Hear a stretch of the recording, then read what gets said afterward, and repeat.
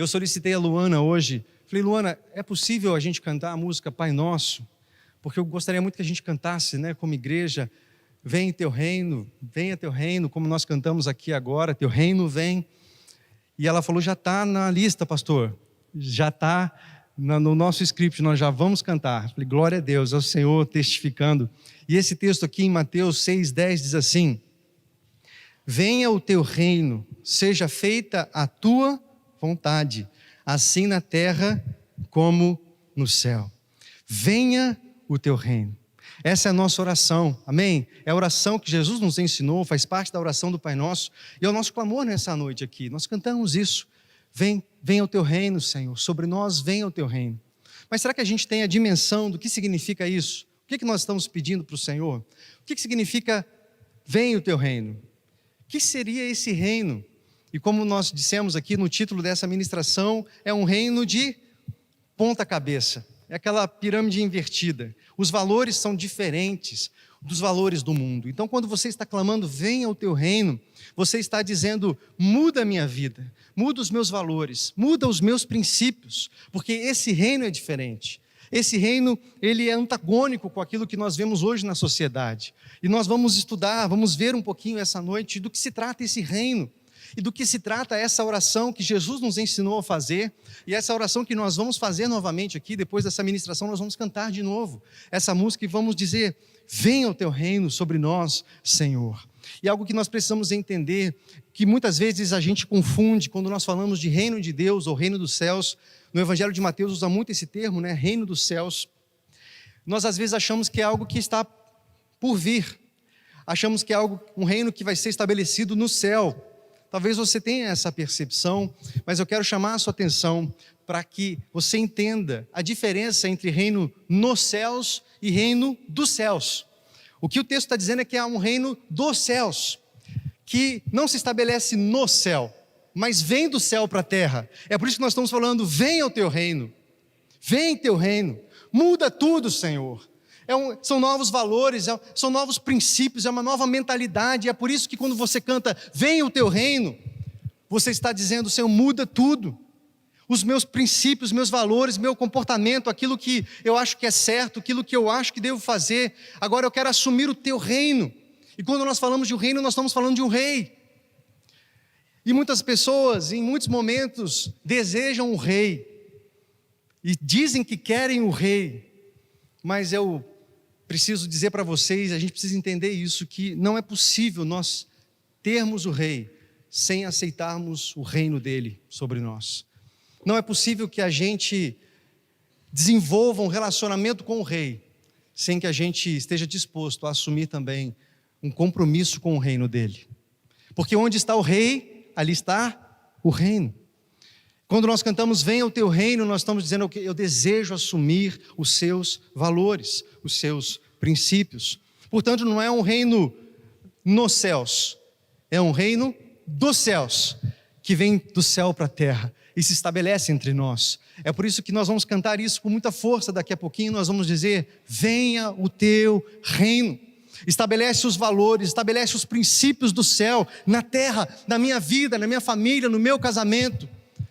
Estou diante do rei, não é uma democracia, é uma monarquia, nós sujeitamos tudo ao rei, amém, queridos?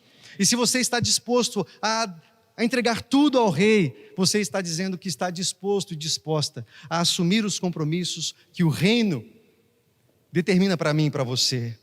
Essa é a pregação de Jesus. Em Mateus 4:23, diz assim que percorria Jesus toda a Galileia, ensinando nas sinagogas, pregando o evangelho do reino. A pregação de Jesus é a pregação do reino dos céus, o reino de Deus.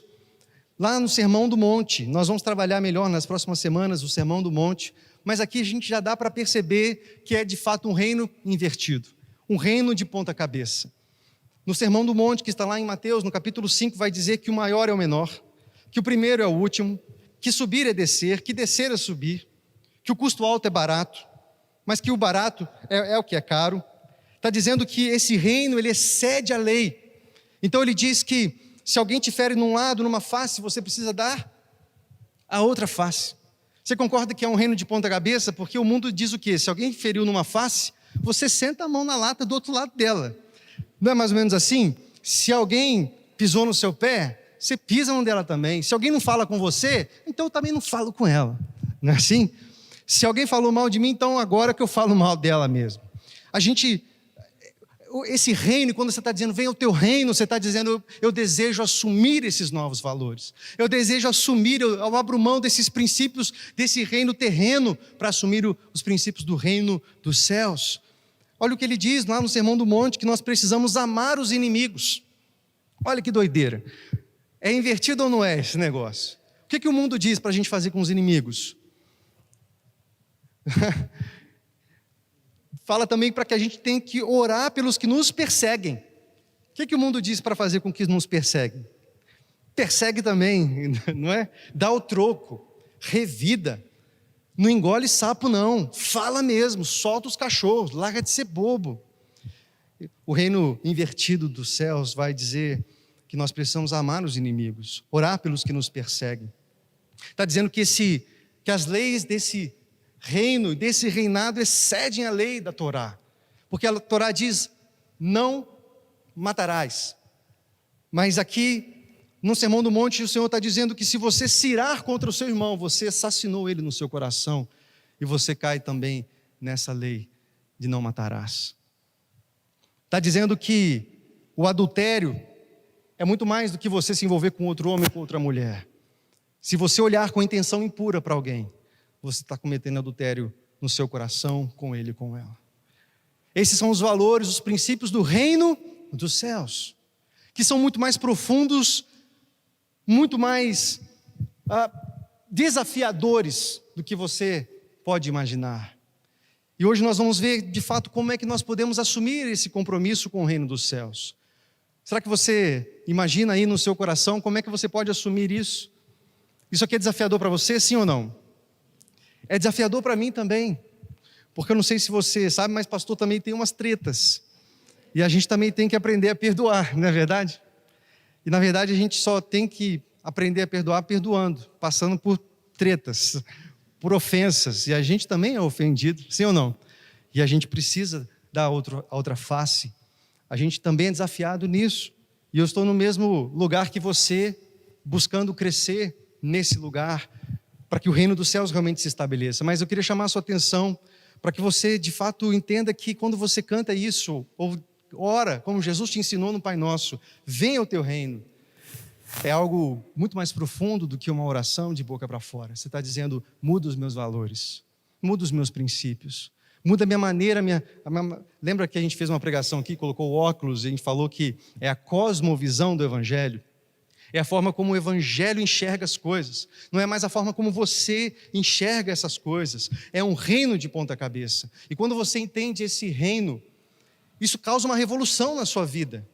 Isso tem que causar uma revolução no seu casamento, na sua família, nas suas finanças, na sua saúde, nos seus relacionamentos, no seu trabalho, na sua relação com o meio ambiente. Nós vamos falar um pouco sobre isso nas próximas semanas. Mas se você assume o compromisso desse reino com esse rei, isso tem que mudar você concorda? Que é uma revolução, isso tem que revolucionar a nossa vida. É por isso que não tem nada a ver com frequentar uma igreja, é por isso que não tem nada a ver em frequentar uma célula, apenas, isso é bom e faz parte, mas não é tudo, nós precisamos assumir esse compromisso, e aqui, na verdade, são várias parábolas que Jesus conta, para a gente entender melhor o que é o reino dos céus ou o reino de Deus. Mas tem uma parábola que, nossa, toca o meu coração, já citei ela várias vezes aqui, em várias ministrações, mas eu gostaria de citar novamente. E essa parábola que Jesus conta está lá em Mateus, no capítulo 13. São 2 versículos só, mas é algo tão profundo aqui, queridos, que Jesus vai falar para nós o que é esse reino dos céus. Mateus 13, 45 diz assim: o reino dos céus é também como um negociante que procura pérolas preciosas. Encontrando uma pérola de grande valor, vendeu tudo o que tinha e a comprou. Jesus está dizendo, o reino dos céus é como alguém que comercializa pérolas preciosas. Então você imagina alguém que comercializa pedras preciosas e, consequentemente, tem várias pedras preciosas. Então ele tem ali uma coleção, ele tem ali várias pérolas de muito valor, mas um dia esse homem encontra a pérola de maior valor. E o que ele faz com as pérolas que ele tinha em casa? Ele vende tudo para poder adquirir aquela pérola de maior valor. Jesus está dizendo, o meu reino, o reino dos céus, é como essa pérola de maior valor. E quem encontra essa pérola, quem encontra esse reino dos céus, ele vai deixar tudo o que tem, ele vai deixar toda a sua vida, ele renuncia a tudo para poder viver isso, para viver esse reino, para viver essa nova dinâmica, essa nova forma de pensar, essa nova forma de viver, não só no porvir, mas no já, no agora. Porque o reino que vem, por isso nós cantamos, vem o teu reino, é para agora, não é para depois da tua morte. Não é para o porvir, não é para o céu, é para agora, é o reino que se estabelece hoje na sua vida, na sua família e muda tudo, amém, queridos? E é isso que nós estamos fazendo aqui, clamando ao Senhor, venha o teu reino. Nossa nação precisa do seu reino. Essa cidade precisa do seu reino, dos valores do seu reino. E nós somos essa amostra desse reino. E quando nós estamos lá fora, nós precisamos sinalizar que há algo diferente dirigindo as nossas vidas. Será que você já encontrou essa pérola de maior valor? Pare e pensa um pouquinho. Você já encontrou essa pérola de maior valor? Tudo agora perdeu o valor para você. Tudo que você tinha, tudo que, e aí inclui tudo mesmo, viu? Tudo é tudo, família, seus negócios, seus dons, seu trabalho.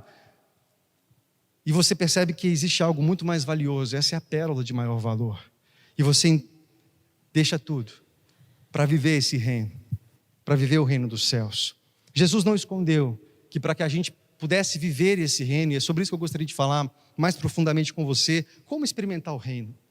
Jesus não mentiu para nós, ele foi sempre muito claro e preciso, nos avisando dos critérios para que eu e você vivamos esse reino dos céus em nossas vidas. E aqui está o texto de hoje que eu quero ler, eu gostaria que você abrisse, por gentileza. Aqui está o centro dessa ministração, e aqui está o centro também, ao meu ver, da nossa compreensão de como assumir os votos desse reino dos céus. Se a gente não entender esses dois versículos que a gente vai ler, em Lucas 9, 23 e 24, nós não vamos conseguir experimentar a dimensão, a profundidade do reino dos céus. Jesus dizia a todos, se alguém quiser acompanhar-me, negue-se a si mesmo, tome diariamente a sua cruz e siga-me. Pois quem quiser salvar a sua vida, a perderá. Mas quem perder a vida por minha causa, este a salvará. Olha que reino esquisito, onde para você ganhar você tem que perder. Mas o que o mundo diz? Você tem que ter sucesso, você tem que ganhar sempre. Você tem que estar em evidência, você tem que ser relevante. E a gente vive essa ditadura hoje, não é? Das redes sociais. Essa semana, eu e a Rebeca assistimos um documentário que está lá no Netflix agora. Se não me engano, se chama O Dilema das Redes Sociais. E a gente ficou chocado. Como que isso tem afetado as nossas vidas, mas principalmente essa geração que nós vimos aqui com a Rafa. Que define o seu valor com base no número de curtidas que tem, no número de relevância que tem nas redes sociais.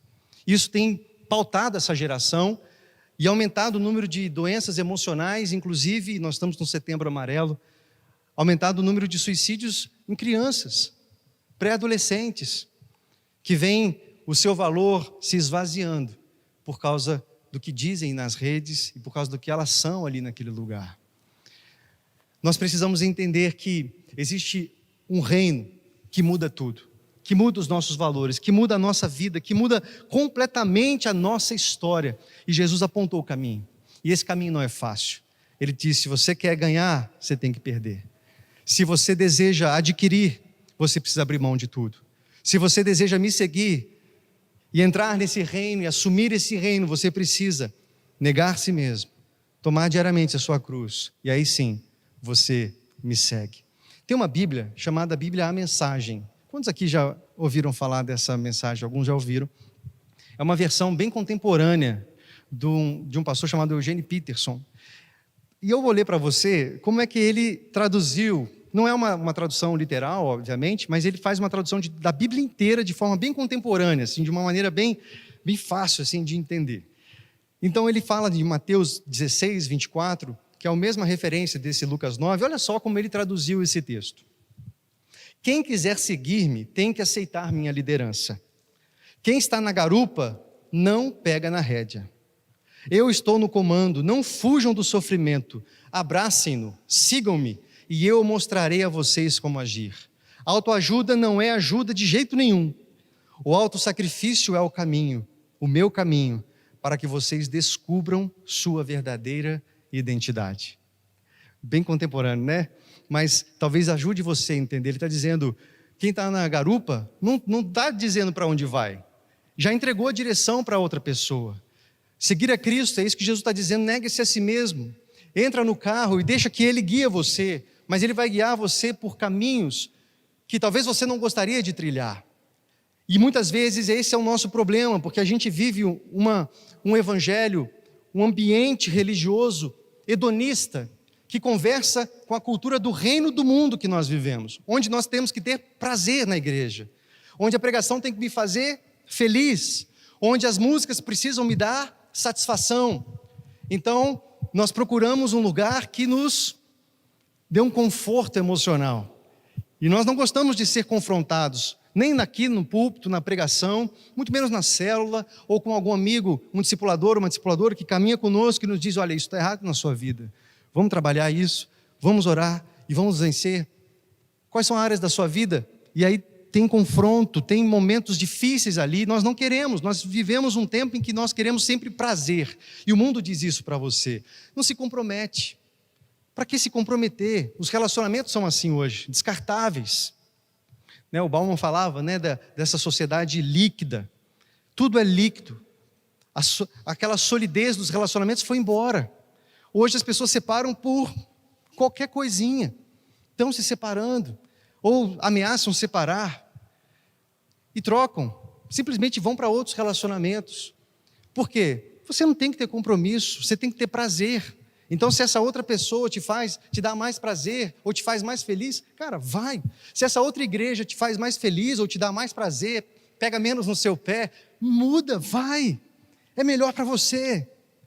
E, na verdade, esses são os valores do reino do mundo. E o Senhor está dizendo, assuma os valores do reino dos céus. Na verdade, nós estamos cantando isso, e orando. Vem o teu reino, Senhor. Vem o teu reino. Seja feita a sua vontade. Não há mais a minha. E é por isso que eu quero negar a mim mesmo, tomar a minha cruz e te seguir. E eu gostaria de falar com você sobre essas 3 ênfases desse texto que nós falamos aqui agora, e vou ser bem objetivo, bem rápido nisso.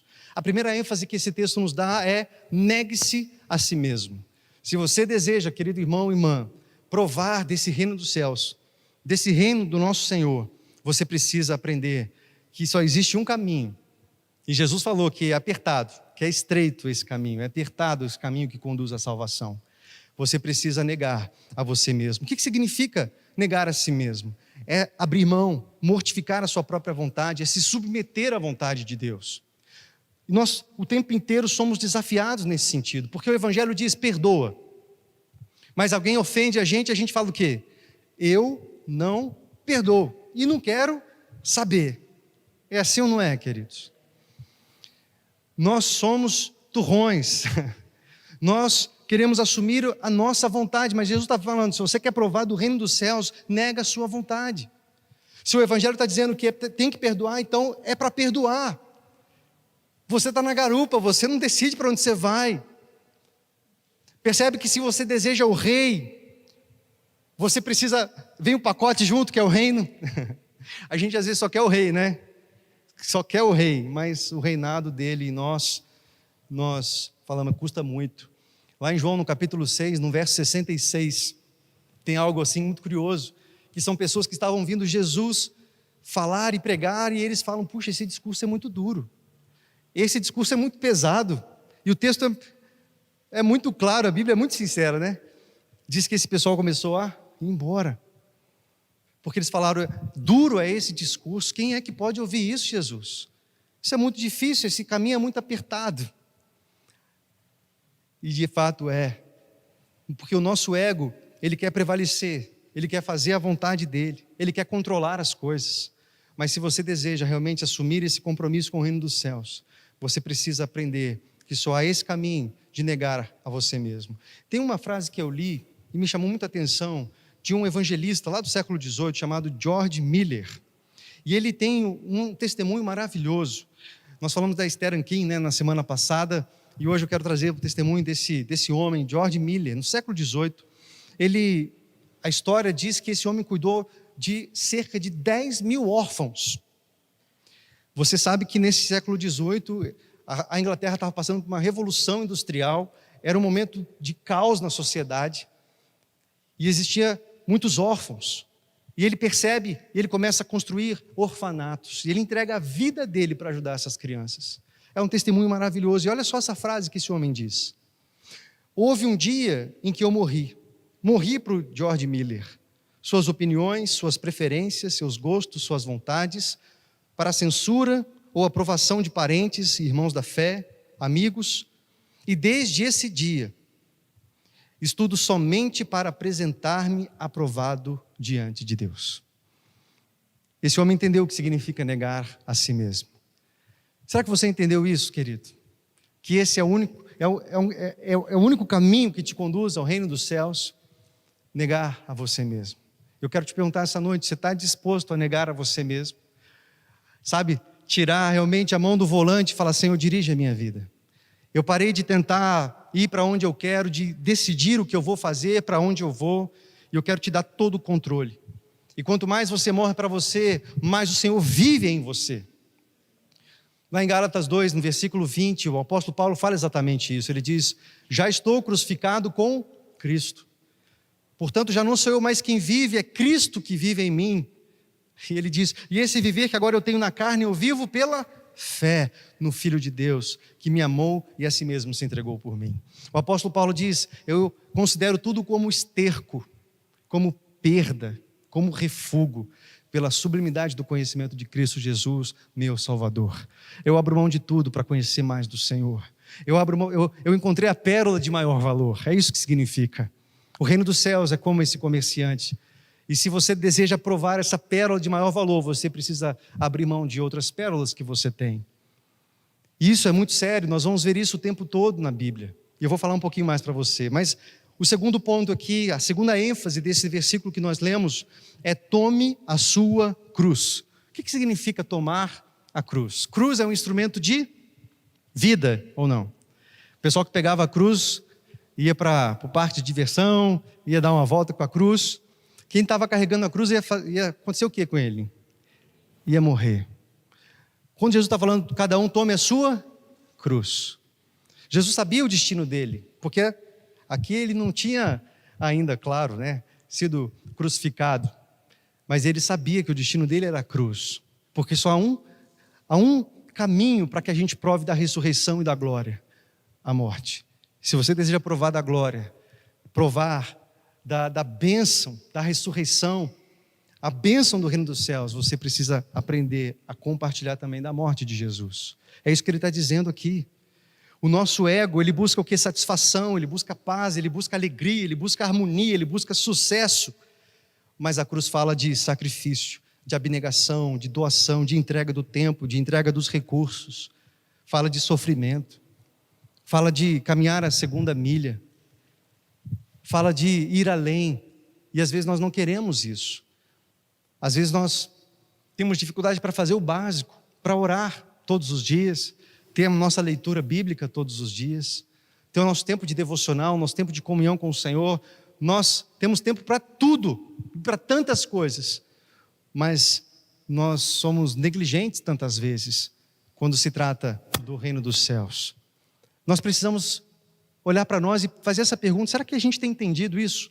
Será que eu tenho tomado a minha cruz, meu instrumento de morte, sinalizando que eu morri para mim mesmo? E ele diz: diariamente.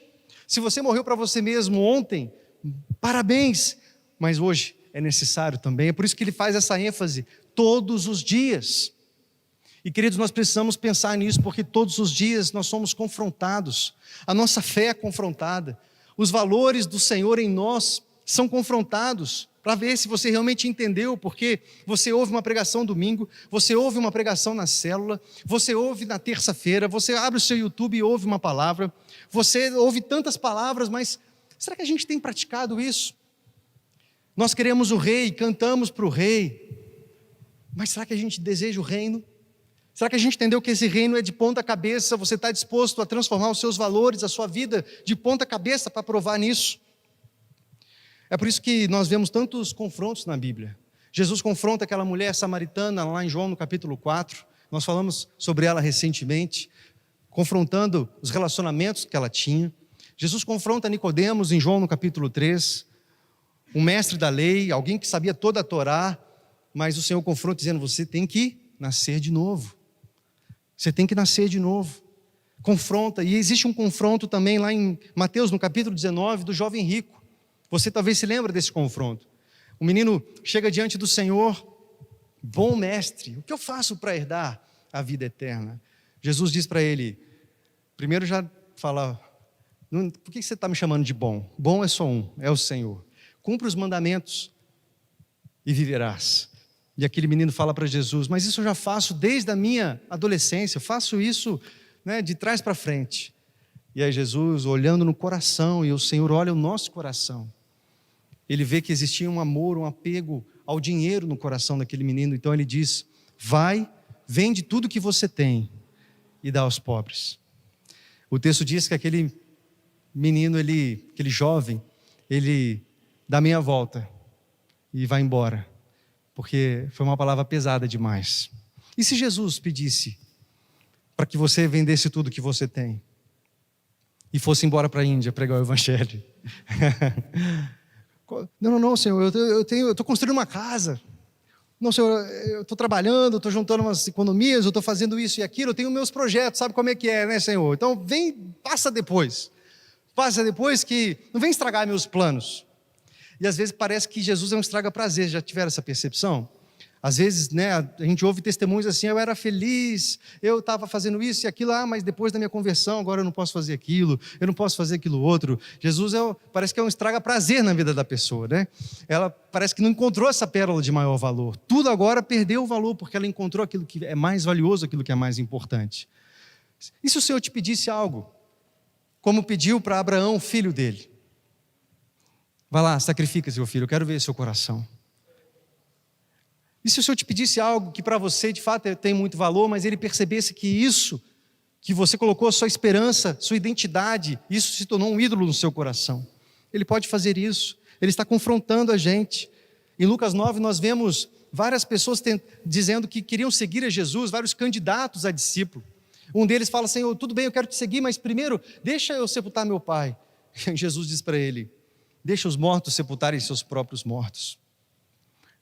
Depois lá no finalzinho ele vai, quem bota a mão no arado e olha para trás, não é digno desse reino. Se você colocou a mão no arado e percebeu que essa é a pérola de maior valor, vai até o final. Não olha para trás, não sinta o cheiro da cebola do Egito.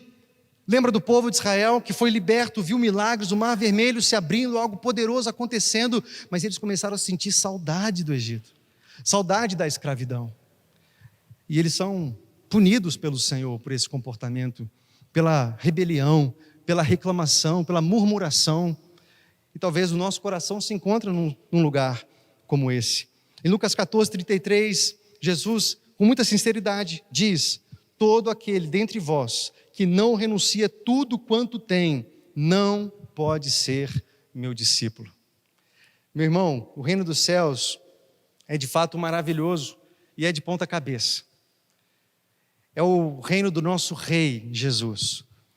Mas a gente precisa entender que para fazer parte desse reinado, como súdito desse rei, nós precisamos entender que existe um só caminho. E esse caminho é um caminho em que nós entregamos tudo a Ele. Será que você está disposto a viver debaixo desse reinado? Você está disposto a cantar de novo essa música? Vamos cantar? Daqui a pouquinho.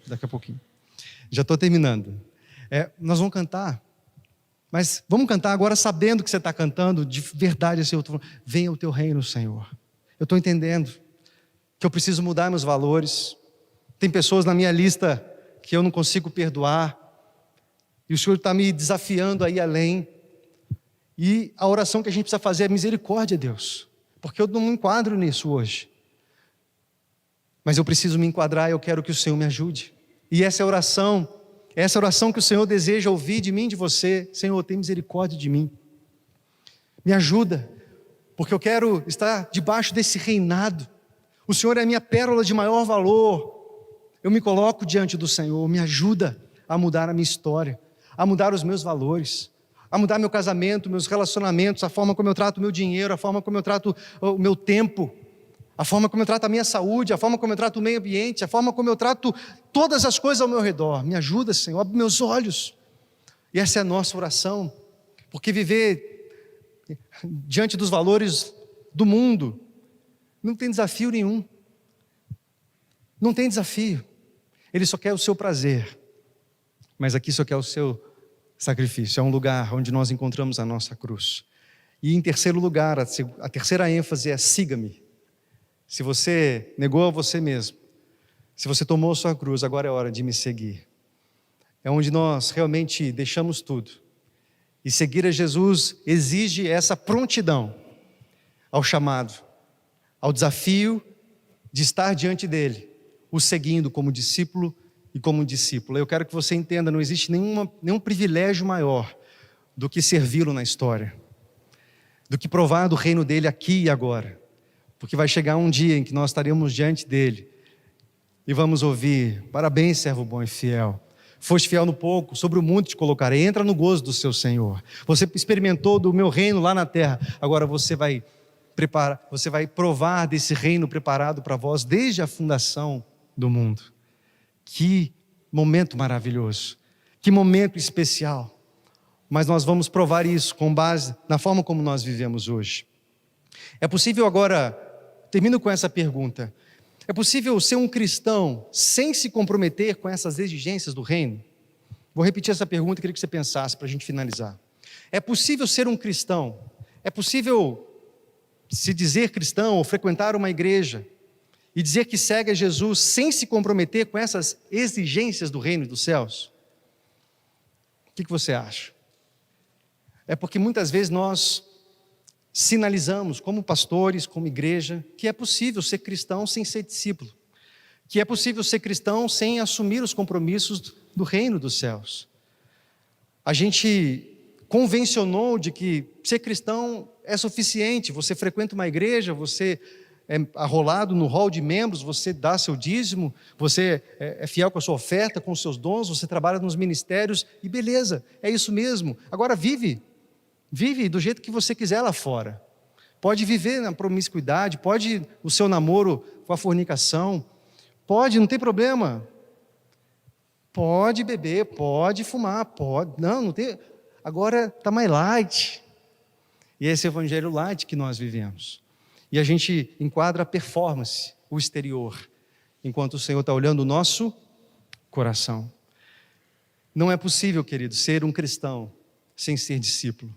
Não é possível ser um cristão sem assumir esses valores do reino dos céus. É por isso que Jesus, eu finalizo com esse versículo lá em Mateus, no capítulo 7, no versículo 21, ele vai dizer: nem todo aquele que me diz Senhor, Senhor, entrará onde, queridos? Entrará no reino dos céus, mas apenas aquele que faz a vontade de meu Pai que está nos céus. Não basta dizer Senhor, Senhor. Nem todo aquele que diz Senhor, Senhor entrará no reino dos céus. Porque entrar no reino dos céus é assumir o rei. E quando o rei está, ali há o reinado dele em nós. E quando a estrela dele brilha em nós, nenhuma outra estrela pode brilhar, nem a nós mesmos. Ou você entrega tudo a ele, prova desse reino, querido. Ou tudo que você vai ter são migalhas que a religião pode te oferecer. O meu convite para você, nesse lugar, nessa noite, para você também que está aí nos assistindo é: clame ao Senhor por misericórdia e graça, mas cante essa canção e essa oração que o próprio Jesus nos ensinou, dizendo: venha o teu reino, Senhor. Seja feita a tua vontade, não a minha, porque eu te entreguei a direção da minha vida, porque eu te entreguei a condução do meu coração. Não é mais a minha vontade, não é mais o que eu quero, é o que tu queres, Senhor. Tudo é teu, eu me rendo a ti. Por isso que a gente sempre repete aqui: não é 10% que o Senhor quer de você, querido. Não é 10% o seu dízimo. Não é isso que o Senhor deseja. O que Ele deseja é 100%.